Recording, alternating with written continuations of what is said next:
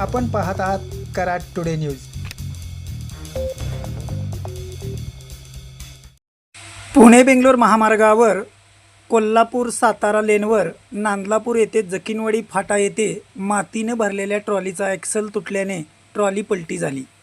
यामुळे पाठीमागे नांदलापूर पाचवड फाटापर्यंत वाहतूक ठप्प झाली। ही घटना आज 3 मार्च रोजी सकाळी 10:30 वाजता घडली। तब्बल 2 तास ट्रॅफिक यामुळे ठप्प झाले होते।